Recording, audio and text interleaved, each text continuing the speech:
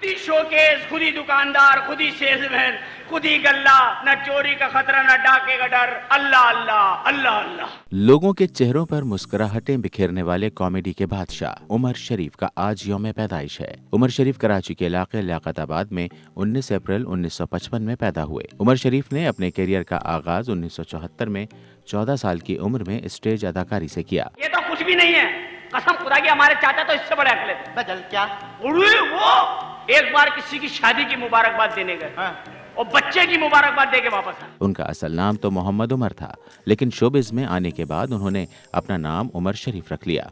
1980 में पहली बार उन्होंने ऑडियो कैसेट के जरिए अपनी पहचान बनाई कि हमारे दिलों में जो नफरतों के लावे उबल रहे हैं उन्हें मोहब्बत और खुलूस की चाशनी से ठंडा कर दे।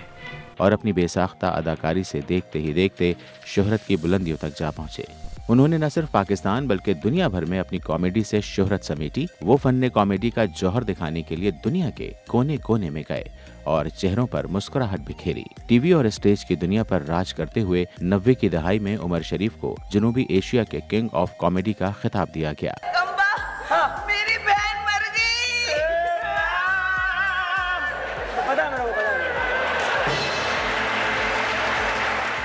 उनका स्टेज ड्रामा बकरा किस्तों पर ने स्टेज ड्रामे में तारीख रकम कर दी।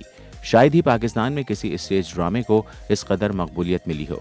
उस ड्रामे को 4 हिस्सों में बनाया गया और वक्फे वक्फे से उसे पेश किया गया, जिसने लोगों में बेसाख्ता कहकहों का तूफान बर्पा कर दिया। उमर शरीफ एक अच्छे stage actor, film director, composer, शायर, मुसन्निफ और प्रोड्यूसर भी थे। उन्होंने हर शोबे में अपनी फनी सलाहियतों का लोहा मनवाया।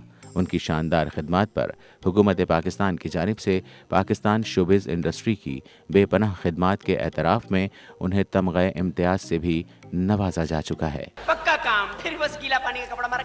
ठीक। शर्म नहीं आती? और बदतमीज इंसान, तुम बेहया। बदतमीज, आप छोड़िए ना, बातें कीजिए, इनको छोड़िए।